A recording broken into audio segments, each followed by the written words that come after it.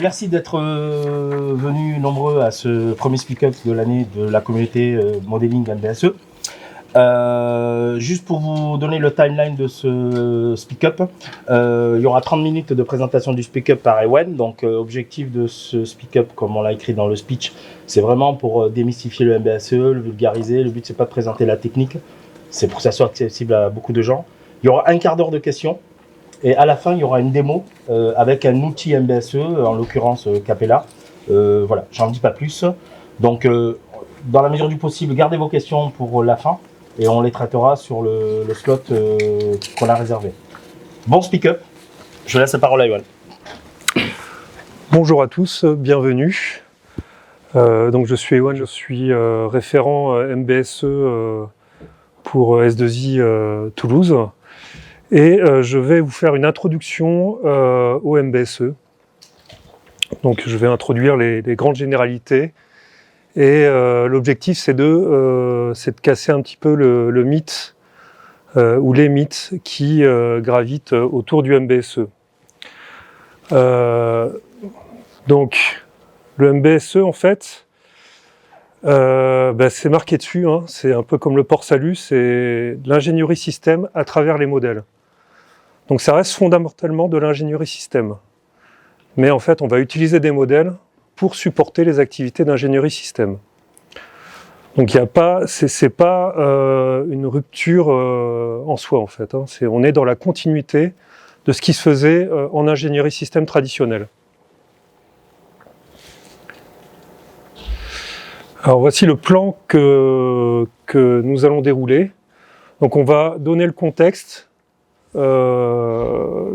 digital et industriel. On va introduire les concepts MBSE, puis on va démythifier le MBSE, puis on finira par une étude de cas avec l'outil Capella. Donc en fait, l'étude de cas se fera en dernier. On fera une séance de questions-réponses avant l'étude de cas pour permettre aux gens de Bordeaux en fait, d'interagir avec la présentation.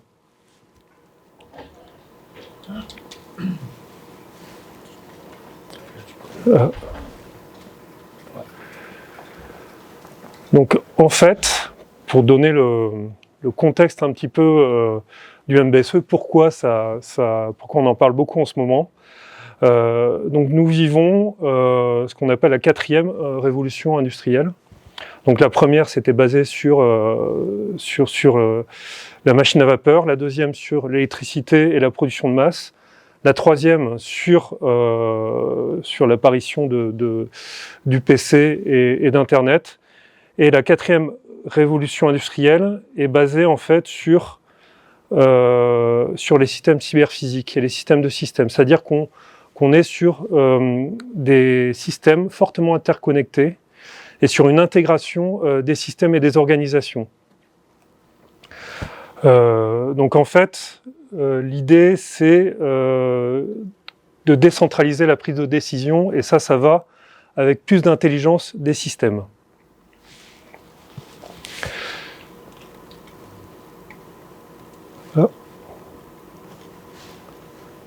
Donc on est au début de cette 4e révolution industrielle.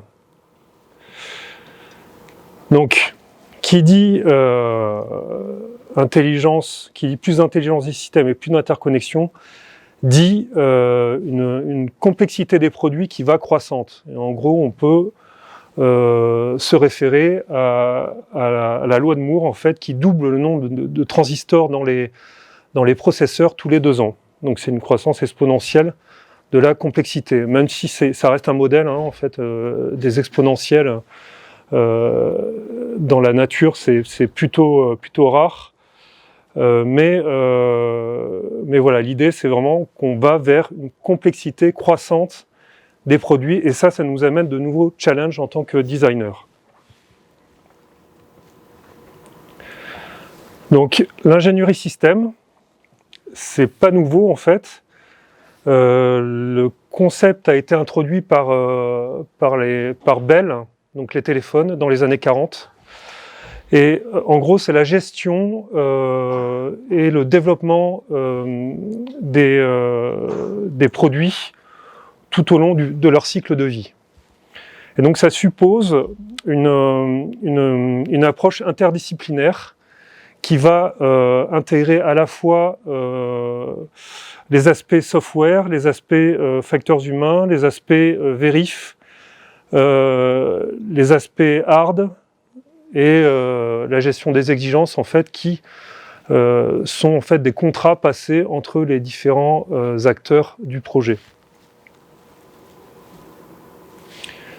Donc l'ingénierie système, ça a déjà été pensé pour adresser la complexité des systèmes en fait. C'était déjà le cas quand Bell a sorti le concept en 1940.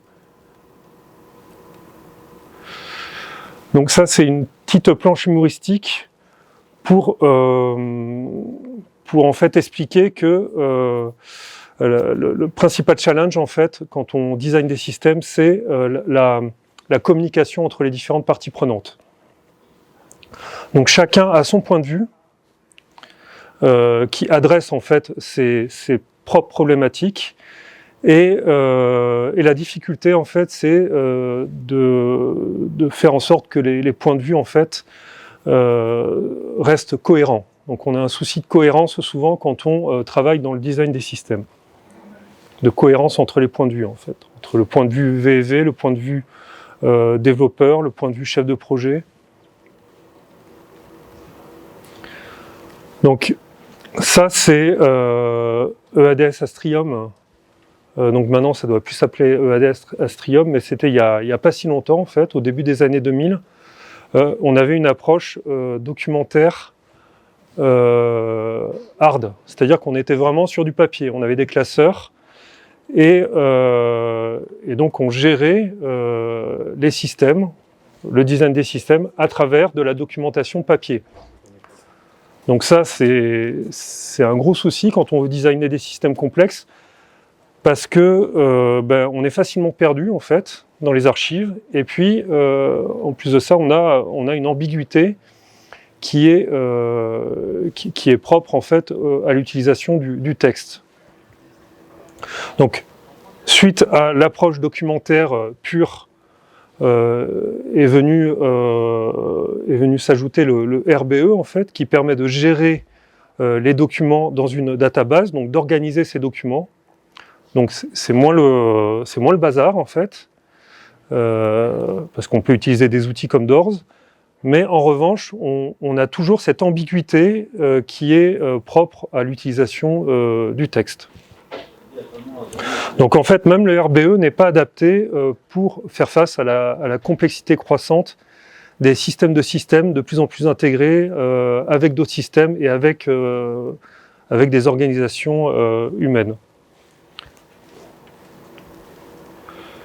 Donc le MBSE, c'est quoi? C'est un changement de paradigme en fait.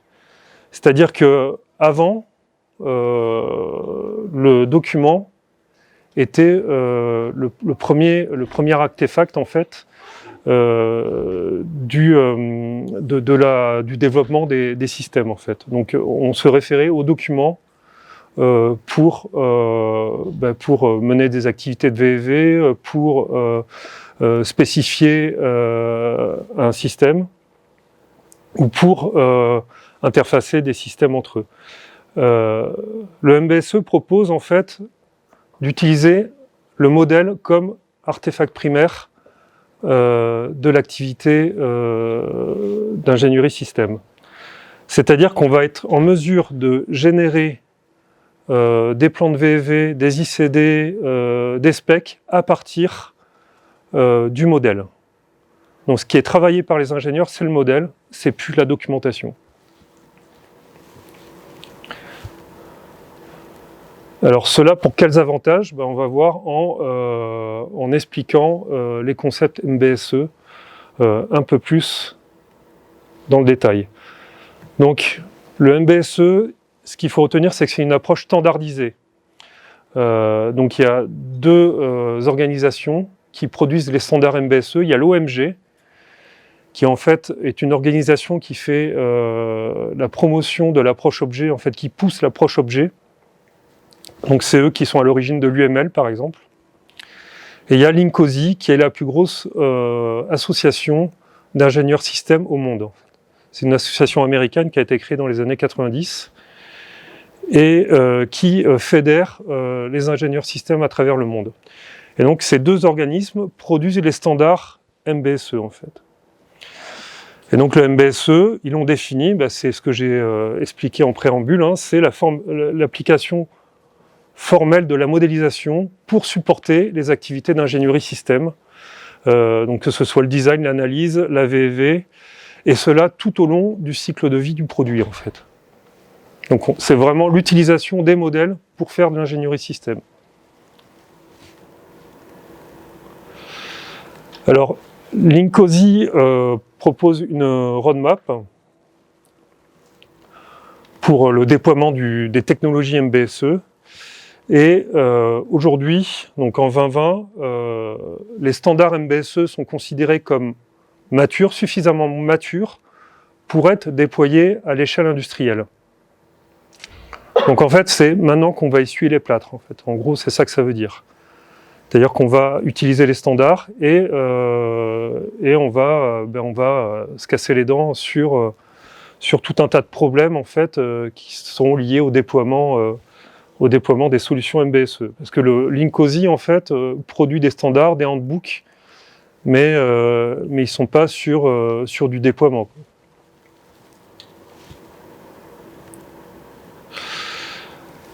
Alors pourquoi un modèle en fait, comme artefact primaire des activités d'ingénierie système? Alors l'avantage du modèle en fait, c'est que on a une source unique de vérité qui est cohérente et qui permet d'avoir plus de précision et plus de rigueur en fait. Donc ce qu'il faut retenir, c'est ça, c'est une source unique de vérité qui garantit la cohérence en fait de l'ensemble des activités d'ingénierie système. Et donc à partir du modèle, on est en mesure de générer tous les autres artefacts en fait, tous les livrables qui sont attendus au cours pour le développement du produit, quoi. Notamment les plans de VEV, les ICD pourront être générés de manière automatique à partir du modèle, du data model. Alors c'est ce que je disais, on a une source unique de vérité qui est partagée entre les différents rôles du projet. Donc chaque acteur du projet va consulter un point de vue en fait qui adresse ces problématiques qui sont propres à son activité de testeur, de développeur ou de designer en fait. Et tout le monde se réfère à cette source unique de vérité qui est le data model en fait. Donc c'est ça l'idée, hein. C'est vraiment une source de vérité unique partagée entre les différents acteurs du projet. Alors le principal avantage d'utiliser un modèle, en dehors du fait qu'on a une source de vérité unique, qu'on a plus de précision et de rigueur dans l'approche, dans nos métiers d'ingénieur système, c'est qu'on est en mesure de détecter au plus tôt les défauts en fait. Et ça c'est un avantage clé dans le sens où un défaut en fait qui est tunnelisé jusqu'à la fin du cycle de développement en fait ça coûte un max de blé. Et donc là on va être en mesure de détecter au plus tôt ces défauts en fait, ce qui n'était pas forcément le cas avec des exigences. On pouvait avoir des exigences contradictoires et on s'en rend compte au dernier moment en fait quand il faut valider le produit. Là, on a un modèle en fait qui permet de clarifier la communication et qui peut être exécutable dans certains cas et donc qui permet de faire des vérifications de manière quasi hygiénique en fait. C'est-à-dire de la même manière que vous brossez les dents tous les jours, en fait, vous allez être en mesure de vérifier votre design quasiment au moment où vous l'implémentez dans le modèle. Et ça, il faut une méthodologie, un outil qui le permette, évidemment, mais ça devient possible, ce qui n'était pas possible forcément avec l'approche documentaire. Et ce qu'il faut retenir, c'est que également l'utilisation de modèles type OCASIM pour faire du testing, c'est pas forcément du MBSE en soi, en fait, c'est un bout du MBSE, parce que le MBSE, c'est l'utilisation de modèles en continu, en fait, tout au long du cycle de développement du produit. En fait. C'est ça, c'est un des aspects fondamentaux du MBSE, c'est la continuité des modèles. Alors, une solution MBSE, en fait, c'est 3 piliers, un langage, une méthode et un outil. Donc si on a l'un sans les deux autres, en fait, la solution est bancale, de la même manière que si on en a deux, et que par exemple si on a le langage et l'outil, et pas si on n'a pas réfléchi à la méthode, en fait, il y a de fortes chances pour que le projet MBSE se casse la figure. Donc ça, c'est les quelques acteurs du marché qui proposent des outils, des méthodes. On a également des vendeurs de méthodes sur le marché. Et les langages, en fait, sont souvent basés sur le standard 6ML, en fait. Et parfois UML, quand on est sur des produits très logiciels, type smartphone. Donc voilà quelques acteurs du marché. Donc ça bouge beaucoup. Tout le monde s'y met. Vous pouvez voir que par exemple Skade, qui avant proposait un outil de design avec Skade Suite, en fait, maintenant adresse en fait avec l'outil qui s'appelle Skade Architect, adresse les couches supérieures du cycle en V. Donc tout ce qui est besoin, analyse du besoin et spécification, architecture. Et tout ça est fortement contextualisé, évidemment, en fait. Donc, on ne peut pas raisonner hors sol, en fait. On est obligé d'intégrer les contraintes projet, les contraintes de l'organisation dans laquelle on travaille pour penser la solution de modélisation. Donc, 6ML, c'est quoi? C'est un profilage de l'UML2, en fait. Donc, dans 6ML, on va retrouver cette approche objet.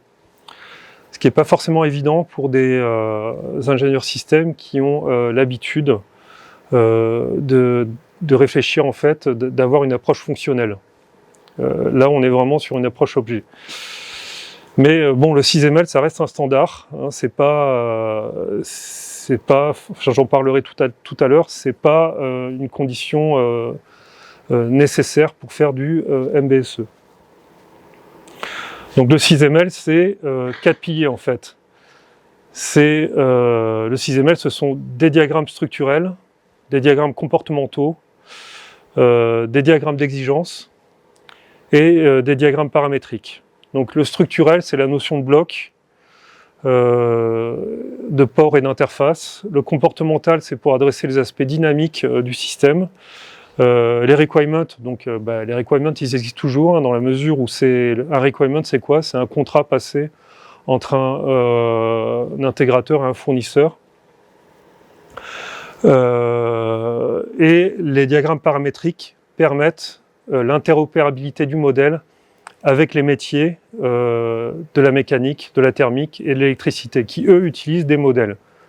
Depuis déjà quelques temps, ils travaillent avec des modèles de type modèle comportemental Simulink et donc 6ML propose d'interopérer le MBSE avec cette approche modèle métier qui existe, qui préexiste et qui est elle davantage basée sur de l'analyse que du systémique ou que du structurel comme le MBSE. Alors quelques exemples de méthodologie. Donc, tout à l'heure, j'insistais sur la méthodologie, c'est important. Donc là, on a une méthodologie qui est proposée par NoMagic, en fait, qui est un éditeur d'outils. Donc c'est une méthodologie native à Magic Draw. Donc là, chaque cellule, donc c'est une méthodologie en couches, hein, ça c'est quelque chose qu'on va retrouver dans toutes les méthodologies. Donc la couche conceptuelle, la couche fonctionnelle, où ils l'ont appelé problème, et la couche physique, qu'ils ont appelé solution en fait. Donc bon voilà, les termes peuvent varier d'un éditeur ou d'un vendeur de méthodologie à l'autre. Et là l'idée c'est que chaque cellule représente un livrable. Donc ça c'est une autre méthodologie, c'est la méthodologie Harmony qui est développée par IBM et qui est donc native à l'outil Rhapsody. Donc là, Harmony propose de travailler avec des modèles exécutables. Donc on va avoir des modèles exécutables tout au long du cycle en V. C'est-à-dire qu'on va avoir un modèle de use case exécutable, puis un modèle d'archi exécutable, et enfin on va avoir un modèle bas niveau comportemental qui sera exécutable et qui va en fait qui sera représentatif de notre système. Et enfin la méthodologie Arcadia qui elle est basée sur une distinction claire entre de la frontière entre le besoin et la solution. Donc c'est vraiment l'idée de cette méthodologie, c'est d'insister sur l'analyse du besoin, en quelque sorte. Et également, c'est une méthodologie qui permet de travailler sur une architecture logique, à savoir une architecture qui est agnostique en termes de solutions physiques, de solutions technologiques. Donc elle permet de produire des invariants d'architecture en quelque sorte. Alors quelques mythes MBSE. Donc le premier c'est un mythe qu'on va surtout retrouver dans le management. C'est le mythe du bouton poussoir en fait. C'est-à-dire qu'on va raccourcir tous les délais de développement puisqu'en fait maintenant on a automatisé l'ingénierie système grâce au MBSE. En fait c'est pas du tout le cas. Le temps de développement reste le même et la difficulté reste la même. Voilà, sauf qu'on utilise des modèles au lieu d'écrire des documents papier. Mais sinon, la difficulté, ça reste la difficulté de designer un système correctement. Alors, le MBSE comme une nouvelle croyance, une nouvelle religion qui viendrait remplacer l'ingénierie système traditionnelle. Alors ça c'est un mythe, hein, c'est pas du tout, c'est ce que j'expliquais, ce n'est pas une rupture, on est dans la continuité de l'ingénierie système traditionnelle. Sauf qu'on va davantage formaliser les activités d'ingénierie système traditionnelle et qu'on va apporter davantage de précision et de rigueur. Mais on va continuer à travailler sur des cycles de développement qu'on a l'habitude d'utiliser en ingénierie système traditionnelle. Alors la mort du document, c'est donc le troisième mythe MBSE. Donc la croyance que voilà, le document c'est fini et que maintenant on va balancer des modèles à tout le monde en fait et que tout le monde va se dépatouiller avec un modèle. En fait pas du tout. Un document bien fait en fait, ça permet souvent de lever des risques avec une partie prenante. Donc on va continuer à utiliser des documents, sauf que ces documents vont être générés à partir du modèle en fait. Donc on va donner des templates documentaires à manger à l'outil qui derrière va nous pondre des documents qui du coup seront en cohérence avec le modèle et qui seront up to date en fait avec les dernières solutions, avec les derniers choix qui ont été faits au moment du design. Quatrième mythe, le MBSE c'est du dessin, donc je peux utiliser Visio, PowerPoint et je fais du MBSE. Alors non, c'est pas le cas puisque l'idée centrale du MBSE c'est d'avoir une database qui en fait fédère l'ensemble des points de vue des différents acteurs du projet. Et cette database, en plus, elle peut être analysée, on peut faire des analyses d'impact, on peut faire toutes sortes de choses, en fait. Donc on est vraiment loin des outils comme Visio ou PowerPoint. Alors, j'en parlais tout à l'heure, le MBSE, c'est 6ML. Non, pas du tout. 6ML, c'est un langage, en fait, et c'est même plus qu'un langage, c'est un standard qui parfois est bien compliqué. Hein, donc, si vous ouvrez des bouquins de 6ML, ça peut vous faire peur. Mais voilà, il faut savoir que la plupart des gens qui font du MBSE n'utilisent pas 6ML. On va utiliser 6ML, mais pour des problématiques d'intégration outils. Donc on est vraiment plus sur de l'IT en fait que sur du design. Donc 6ML c'est une boîte à outils en fait, et puis on pioche dans 6ML ce dont on a besoin pour le projet en fait. 6ML n'a pas vocation, c'est un langage qui n'a pas vocation à se substituer au langage de modélisation qui préexiste comme Simulink par exemple. Donc c'est vraiment un langage, voire un standard en fait, il faut le voir comme ça. Alors avant-dernier mythe, donc le MBSE c'est le précaré des experts en modélisation. Donc en fait on va tous devoir modéliser avec des outils de modélisation et il va falloir tous s'y mettre et il va falloir tous devenir super forts en modélisation.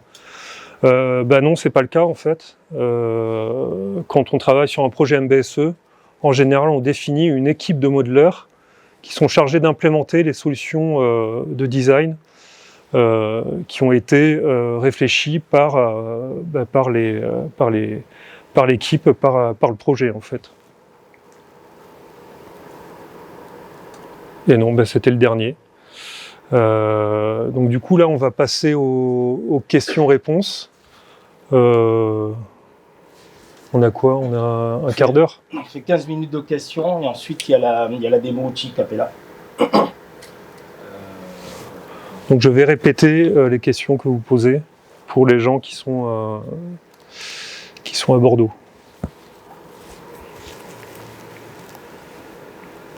Oui? Par rapport à la dernière planche, là, il y a une équipe de personnes qui développent le modèle. Oui.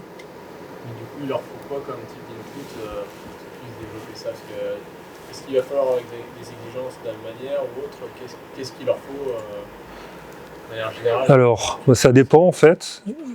Oui, alors quel type d'input doit utiliser l'équipe de modeleurs pour produire des modèles quand on travaille sur un projet MBSE.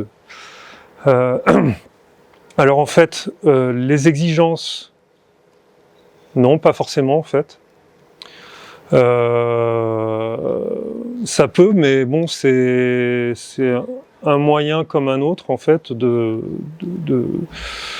pour l'équipe de modelaire de rentrer dans le sujet et de modéliser le problème. Mais après, ça dépend où on se situe dans le projet en fait. Si on fait de l'analyse du besoin, on va plutôt demander des use cases ou des scénarios en fait. Et derrière, on va modéliser ces scénarios, ces use cases, on va écrire des exigences et on va tomber d'accord sur les scénarios, les use cases, les exigences au niveau qu'on modélise. Si on modélise l'archi, on va avoir besoin de la description de la plateforme, en fait. On va avoir besoin de la description des médias de communication. On va avoir besoin de ce genre de choses, en fait. Donc voilà, ça dépend vraiment où on se passe. À haut niveau, on a besoin, pour vraiment rentrer, pour commencer à modéliser une fonction ou un système, ce dont on a besoin principalement, c'est le contexte, les acteurs et les différents scénarios, use case, exigences de haut niveau. Donc je ne sais pas si j'ai répondu à ta question. C'est plus un travail d'équipe, en fait, on va dire. On interagit davantage entre acteurs du projet, en fait. Et en gros, c'est itératif, hein, faut voir ça comme une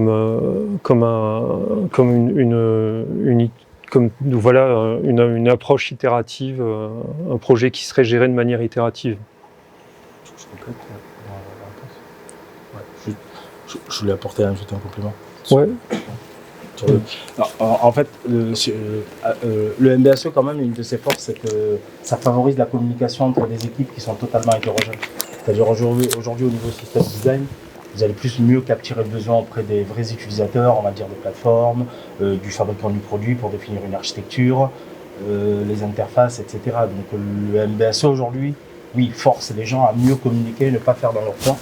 Et le schéma qu'il a montré tout à l'heure, qui était le cycle en V, où on voyait que le tuning, où on voyait des écarts qu'à la fin, quand le produit est fait, c'est ce qui coûte cher à l'industriel. Donc effectivement, tout dépend du point de vue. Mais un des schémas qu'il a montré tout à l'heure, qui était que les différents acteurs, que ce soit système designer, intégrateur, test, vont regarder dans la même source de vérité et la construisent ensemble finalement. Donc au final, le triptyque process, method and tools, ça permet à chacun de trouver, on va dire, les moyens pour pouvoir formaliser quelque chose sans avoir à le formaliser de manière ambiguë, d'où les exigences textuelles où on peut avoir une interprétation, etc. Mais effectivement, les inputs, tout dépend de là où on va se situer. Il y a le côté incrémental, agile, mais le premier step, c'est effectivement est-ce qu'on arrive à communiquer bien ensemble en se disant de quoi j'ai besoin et est-ce que l'autre en face l'a compris, etc. Une autre question? Oui? Vous avez parlé de la maturité de MBSE. Oui. Est-ce qu'il existe des normes arrêtées pour la façon de pratiquer?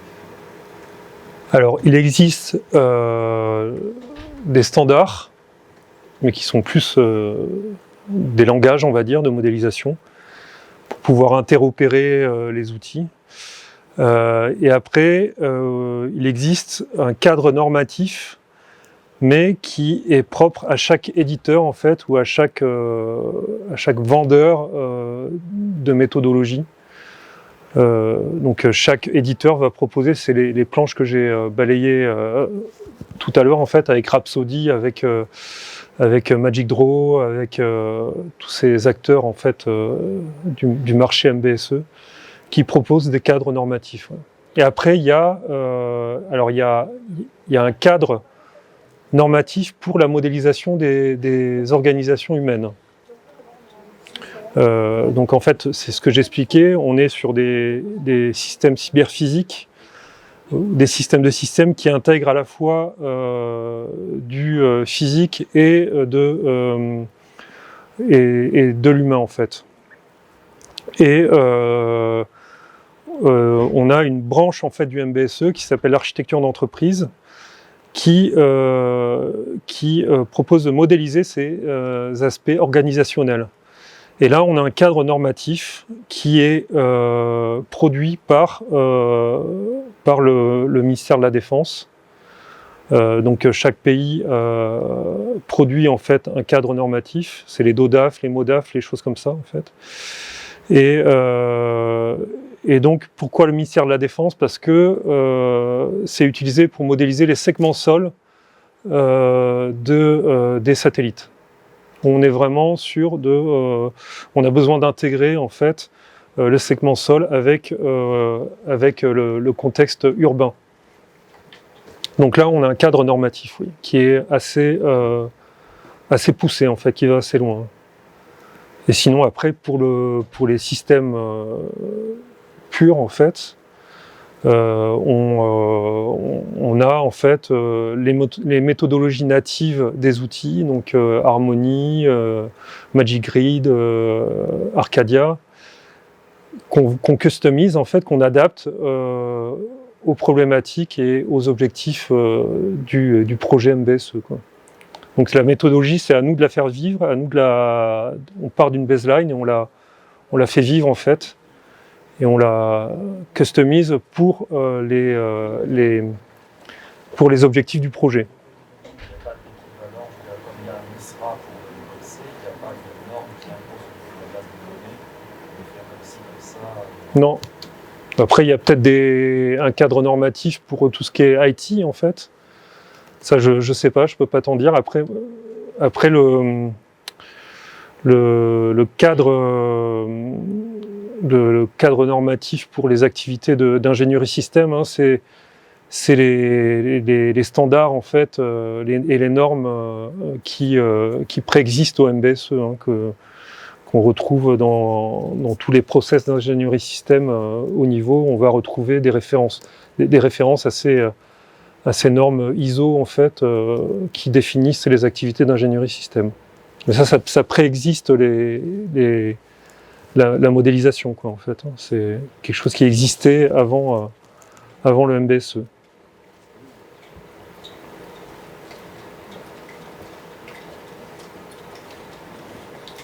Oui. Du coup, si on se passe dans l'aéronautique, concrètement, un modèle, c'est quoi? C'est un système, c'est un ensemble de systèmes, ça peut être l'avion complet. Alors, je répète la question. Dans l'aéronautique, donc pour prendre l'exemple de l'aéronautique, c'est quoi un modèle? Est-ce que c'est un système? Est-ce que c'est l'avion complet? Alors, si on se place du point de vue de l'industriel, du point de vue d'Airbus, eux, ils veulent modéliser l'avion complet. Ils veulent, c'est pour ça qu'ils parlent de jumeaux numériques, par exemple. Ils veulent un modèle qui soit représentatif de l'avion complet tout au long du cycle de vie de cet avion, en fait. Donc, ils veulent être en mesure de modéliser même les phases opérationnelles, en fait, enfin jusqu'à la mise au rebut, quasiment, en fait, hein, de l'avion. Donc, il y a ce rêve, en fait, hein, qui est partagé par beaucoup d'industriels, et notamment dans le secteur aéronautique, et bon, donc, par Airbus et par Boeing, c'est de produire un modèle qui soit un jumeau numérique de l'avion, du MSN. Et après, au niveau projet, au niveau système, ben, on a des modèles de système, en fait. Et en ce moment, chez Airbus, c'est plutôt ça, en fait. Les projets MBSE, c'est des projets qui sont séparés les uns des autres. Et on va travailler sur le modèle d'une fonction ou d'un système.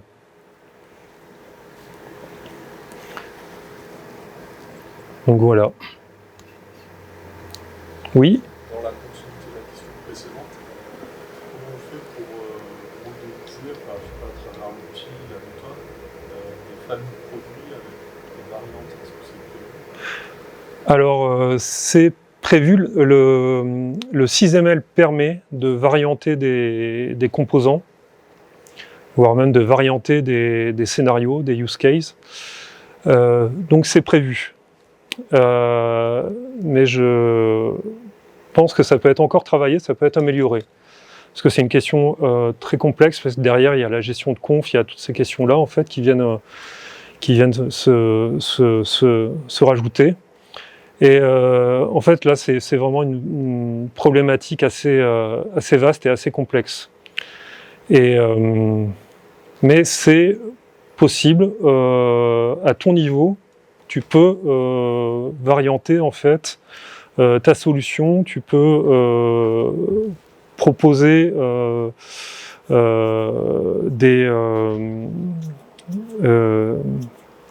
tu peux proposer des spécifications, des spécificités de sa solution qui sont portées par une technologie spécifique ou une autre. En fait, c'est fait pour, hein, c'est vraiment l'idée. Mais après, pour être géré en conf, ça demande vraiment un effort il faut que ce soit géré au niveau département ou au niveau service, en fait, hein. C'est des problématiques IT qui nous dépassent, nous, en tant que designers, en fait. C'est de la gestion de conf. Ouais. Une dernière question. Une dernière question.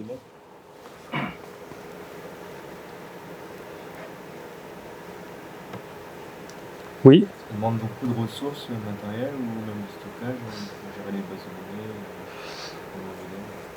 Alors, ça dépend quels sont les objectifs. Alors, je répète la question. Est-ce qu'un projet MBSE demande beaucoup de ressources en termes d'outils de stockage? Donc, ça dépend quels sont les objectifs que l'on se donne, en fait, quand on fait un projet MBSE. Aujourd'hui, on est plus sur des POC. Donc, on est plus sur de la démonstration, sur de la faisabilité. Donc, on va travailler avec des moyens, en fait, assez réduits. Après, si on veut industrialiser une solution MBSE, là oui, ça demande de vrais moyens, en termes d'IT, mais aussi en termes d'organisation. Il faut repenser les organisations humaines. Il faut également repenser les process. Et en fait, ça bouleverse complètement la manière de faire. Et donc là, oui, il y a un vrai effort, quoi, en fait. On est vraiment... mais en tant que designer, en fait, c'est quelque chose qui nous dépasse. Nous, si on veut se mettre à faire du MBSE, on peut le faire dans notre coin en utilisant des outils. La plupart des outils sont des outils open source, en fait. Parce qu'ils ont des versions de démo. Les éditeurs proposent des versions de démo qui sont open source, qu'on peut télécharger gratuitement. Et ils ont des versions commerciales qui font de la gestion de conf, qui permettent de gérer, en fait, des product breakdown, ce genre de trucs, en fait. Et après, le cœur MBSE des outils, la plupart des outils, que ce soit Rhapsody, que ce soit Capella, en fait, mettent des versions gratuites en libre service. Donc si on veut faire un POC, ça coûte pas très cher, en fait. Parfait, merci pour les questions. On va démarrer la démo. Ouais. Désolé pour ceux qui sont distants. Alors, pour Bordeaux et Aix, donc on va démarrer la démonstration sur Capella. Donc vous n'aurez pas accès à la démonstration. Comment ? Ouais, ils sont juste. Oui, il y aura le YouTube, en fait, parce qu'on est filmé, et donc il y aura un YouTube.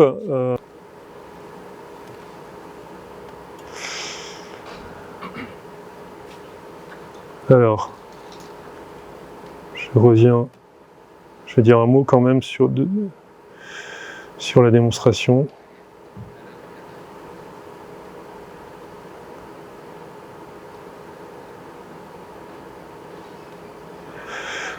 Donc on va modéliser, on est vraiment parti sur un exemple hyper simple. Donc on va modéliser une sonnette d'hôtel. Donc c'est vraiment, on a pris vraiment quelque chose de simple parce qu'on voulait juste vous montrer la démarche. Et on va modéliser ça avec l'outil Capella. Donc il y a un outil, je le rappelais, qui est open source. Qu'on peut télécharger, qui fonctionne dans l'environnement Eclipse et qui propose l'approche, le cadre méthodologique Arcadia, où on va vraiment mettre l'accent sur l'analyse du besoin. Alors là, le besoin, il est très simple, hein, mais bon, vous allez voir l'idée en fait d'Arcadia et donc de cette approche qui permet de séparer le besoin de la solution. Et également, c'est un outil qui permet de produire une architecture logique, c'est-à-dire indépendante de la solution technologique. Hop. Donc, comment ça se présente? Capella. Donc Capella, alors,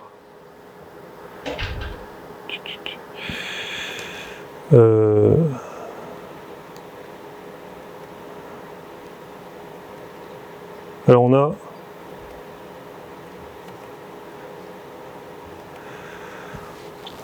donc je l'ai expliqué, on a 4 étapes. Bon, la dernière, c'est le product breakdown en fait. On n'en parlera pas. Mais en gros, on a 4 étapes. Est-ce que vous voyez en fait quand je pointe là? C'est bon, vous voyez? Donc on a une analyse opérationnelle ou une analyse besoin. On a une analyse système ou analyse fonctionnelle. On produit une architecture logique, donc indépendante de la plateforme, et on produit une architecture physique en fait qui sera représentative de la plateforme et de la solution technologique utilisée.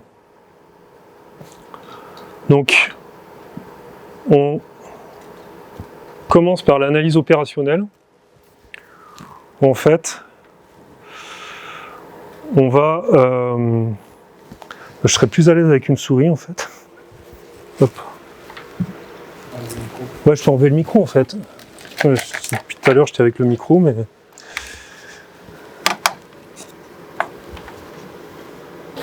Le micro, c'est ça.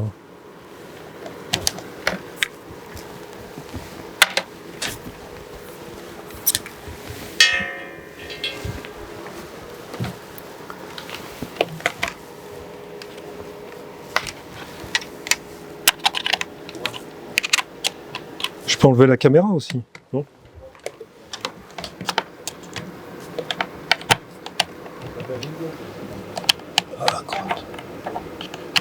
Voilà. Donc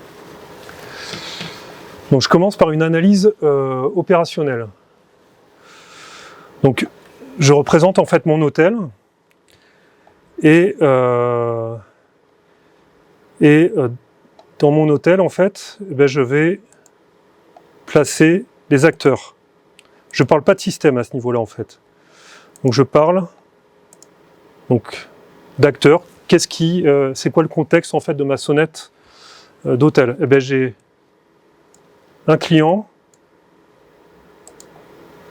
et un réceptionniste. Donc là, c'est une phase où, voilà, je ne parle pas de système en fait, mais je parle de ce qui est interagi, des acteurs externes qui interagissent avec mon système, et du contexte en fait. Puis je vais définir en fait les activités qui sont réalisées par ces acteurs. Donc,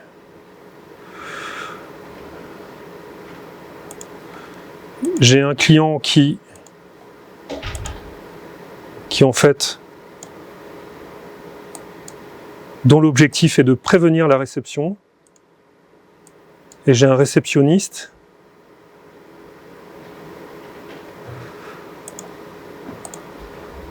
dont l'objectif est d'accueillir le client. Alors on peut parler en termes d'objectifs en fait, à ce niveau-là. Et donc je peux définir un échange en fait entre mon client et mon réceptionniste en fait, donc c'est-à-dire ils vont échanger à travers un signal sonore. Donc voilà, là à ce niveau-là, j'ai juste identifié le contexte, les acteurs et les objectifs que cherchent à atteindre ces acteurs en fait. Une fois que j'ai fait ça, je passe à la deuxième phase en fait, qui est l'analyse système. Donc là, je commence à parler de mon système. Donc je définis mon système. Donc je définis un cadre, voilà, que j'ai appelé Sonnet. Et donc j'ai hérité de l'étape précédente, en fait, de l'analyse opérationnelle. J'ai hérité, en fait, voilà, les acteurs que sont le client et le réceptionniste. Et donc, ce client et ce réceptionniste, il faut que je transite. Donc je transite mes fonctions.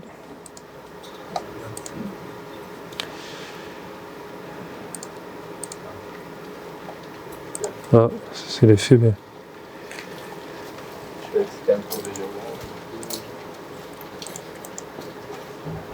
Transition.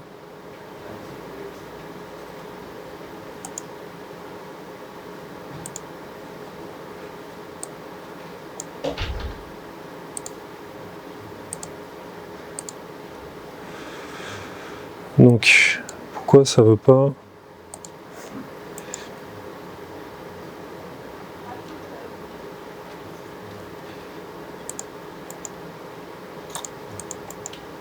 Désolé, ça devrait pas arriver.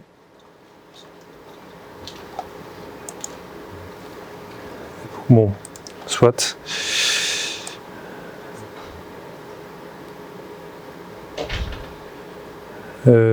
Ah, peut-être, ok.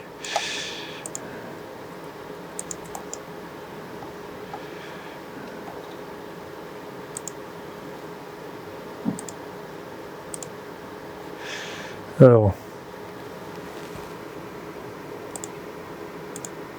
Ah, ça y est. Donc, j'hérite de l'analyse opérationnelle, en fait. J'hérite des fonctions que j'ai assignées à mon client et à mon réceptionniste. Donc voilà, là je vais pouvoir définir, je vais raisonner en boîte noire et je vais définir quelles sont les fonctions réalisées par mon système. Mais en boîte noire, c'est-à-dire que je vais définir les fonctions visibles du point de vue de l'extérieur qui sont supportées par mon système. Alors, mon système, en fait, eh ben, il doit sonner. Et donc, le signal sonore, il est produit par cette fonction sonner. Puis, mon système, il doit activer la sonnerie. Donc, il reçoit un ordre d'activation et il active la sonnerie. Et l'activation, en fait, permet de faire sonner la sonnette. Mais une fois que j'ai fait ça, en fait, il me manque quelque chose, c'est parce que là, ma sonnerie, elle continue de sonner, elle ne s'arrête jamais. Donc il faut que j'ai une fonction qui permette d'arrêter la sonnerie. Donc cette fonction, en fait, elle va recevoir l'ordre d'activation et elle va demander à la fonction sonner d'arrêter de sonner. Donc voilà, là je ne vous mets pas en fait le nom des échanges fonctionnels, mais en gros là on a un ordre d'activation, donc entre le client et la sonnette. Je ne sais pas si vous voyez ma souris ou pas? Ah, pas très bien. Mais en gros j'ai un ordre d'activation, j'ai un début de sonnerie en fait qui me permet de sonner et j'ai une fin de sonnerie qui me permet d'arrêter la sonnerie. Donc là j'ai fait une analyse fonctionnelle de premier niveau où j'ai raisonné en boîte noire. D'ailleurs j'ai que des fonctions visibles, des fonctions réalisées par mon système et qui sont visibles du point de vue de l'extérieur. J'ai pas fait d'architecture là en fait. Donc là, l'étape suivante en fait, c'est l'étape d'architecture logique où là, je vais chercher à définir en fait une architecture. Donc je vais transiter mes fonctions. Les fonctions en fait, voilà, tout à l'heure, que je vais retrouver ici. Voilà. J'espère qu'il y a un truc de layout.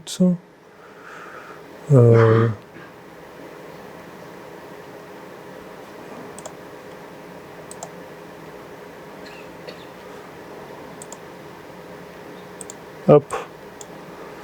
Donc en fait, c'est ce que j'ai défini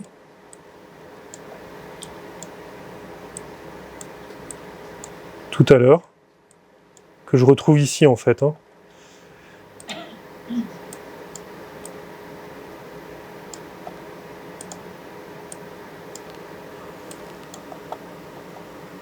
Alors, ça c'est ici,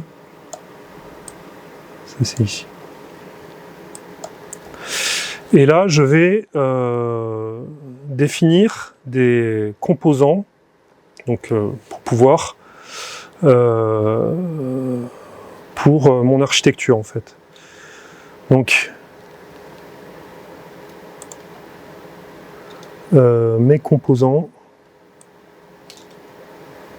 alors ils sont où? Voilà, ils sont ici. Donc je vais avoir un récepteur d'activation.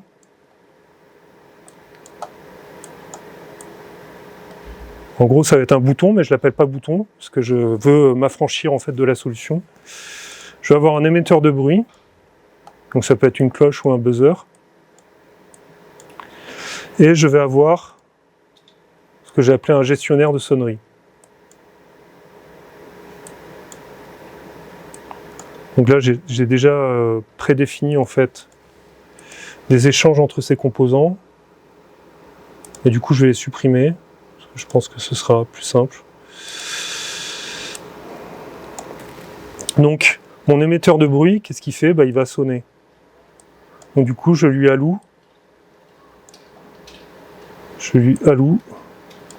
la fonction sonner. Mon récepteur d'activation, lui, il va réaliser une nouvelle fonction. Donc, parce que j'ai besoin, comme je fais de l'archi, j'ai besoin de raffiner mes fonctions. Il va réaliser, il va en fait recueillir l'ordre d'activation. Donc, je crée une nouvelle fonction que j'appelle recueillir l'ordre d'activation. Et le gestionnaire de sonnerie, lui, il va activer la sonnerie et il va arrêter la sonnerie. Alors du coup, l'ordre d'activation, il va être échangé entre mon récepteur d'activation et le client. Donc voilà, et là je peux définir un nouvel échange fonctionnel en fait entre recueillir l'ordre d'activation et activer la sonnerie. Donc voilà, j'ai une architecture logique, c'est-à-dire qui est indépendante de la solution physique. Puis après, je peux poursuivre mon analyse avec l'architecture physique. Donc là, ma plateforme physique, ça va être quoi?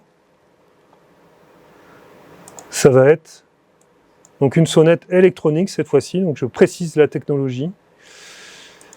Et je vais retrouver un buzzer. Alors, je vais le faire autrement.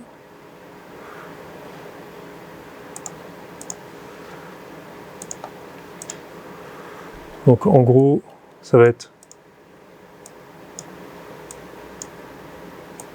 un buzzer, un bouton poussoir et un Arduino. Et tout ce petit monde communique à travers des câbles physiques, en fait. J'ai défini des échanges, en fait. Puis, je vais allouer mes composants logiques sur mes composants physiques.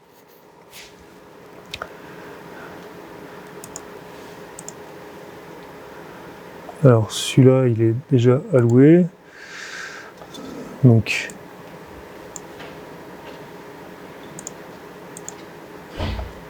ok, marche pas. Donc j'ai un récepteur. Ah, c'est celui-là. Non plus.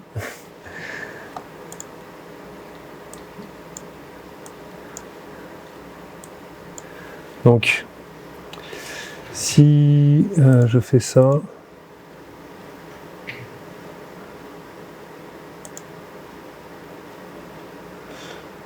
alors, normalement j'ai des composants,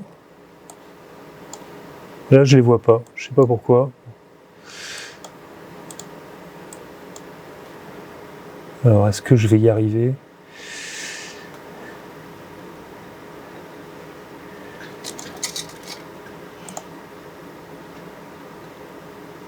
Eh bien, ok.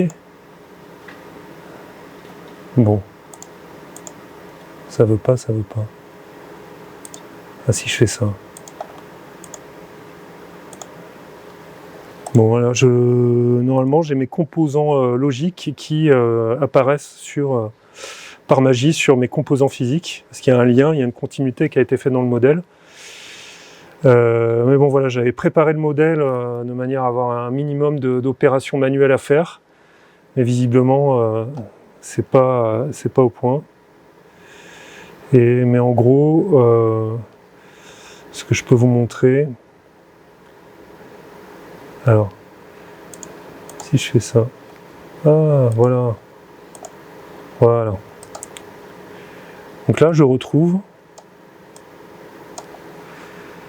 mes composants logiques en fait que j'alloue à mes composants physiques en fait. Donc mon buzzer c'est basiquement mon émetteur de bruit. Puis cet émetteur de bruit en fait, je peux retrouver les fonctions que je lui ai allouées. Donc il va sonner. Donc là je me retrouve en fait, à ce stade-là j'ai les différentes couches de mon archi en fait, qui sont modélisées avec mes médias de communication.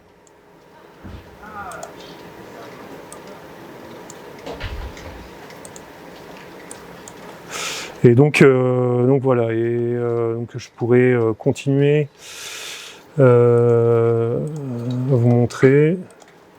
Hop. Ah non, zut. C'est pas ça. C'est ça. Ah non. Qu'est-ce que j'avais fait ?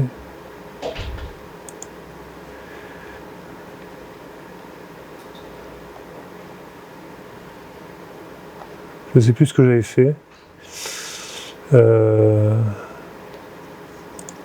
C'était pas ça ? Non, c'est pas ça. Bon voilà, en fait, l'idée c'est ça. C'est avec l'outil, d'aboutir à une architecture physique, une solution en fait qui est dans la continuité, qui est cohérente avec l'analyse du besoin qu'on a faite en tout premier en fait. Donc en fait tous les objets en fait, les fonctions, les composants, les acteurs que je définis dans une vue de l'outil, je vais les retrouver dans la vue suivante. En fait, je vais les transiter, je vais les retrouver dans la vue suivante. Donc voilà l'idée en fait. Et tout ça jusqu'à une architecture physique où je vais définir en fait les solutions technologiques qui supportent ma solution, mon besoin. Voilà, est-ce que vous avez des questions sur Arduino ? Sur Capella. Pardon. Alors je suis désolé, j'avais préparé il y a eu quelques couacs. Voilà, ça c'est l'effet Bonaldi comme on dit. Hein. Mais voilà, enfin, ce qu'on voit à travers le composant buzzer, c'est qu'on récupère en fait toute l'analyse qui a été faite en amont. Et voilà, qu'on arrive à une vue où on récupère toutes les couches de l'analyse. Donc pour compléter, Capella est un des outils qui permet de faire la modélisation, on va dire, physique, logique. On peut citer d'autres outils, SCAD Architect, hein, qui, on va dire, dans la continuité digitale jumeau numérique, a sorti un outil commercial qui fait un peu la même chose, avec, on va dire, ses propres moyens d'utilisation, mais c'est à peu près similaire, hein, ces objets. Simulink aussi a sorti un composant il y a moins d'un an qui s'appelle System Composer. Le but c'est d'avoir une architecture comme ça, où on peut mettre des éléments logiques et ensuite basculer sur du Simulink, faire du prototypage rapide, du jumeau numérique, etc. Il y en a d'autres, donc on peut penser à il y a plein d'outils open source qui sont plus ou moins, on va dire, maintenus et faciles d'utilisation, mais la philosophie elle est là. Voilà. Donc n'oubliez pas le MBSE, triptyque, méthode, outil forcément.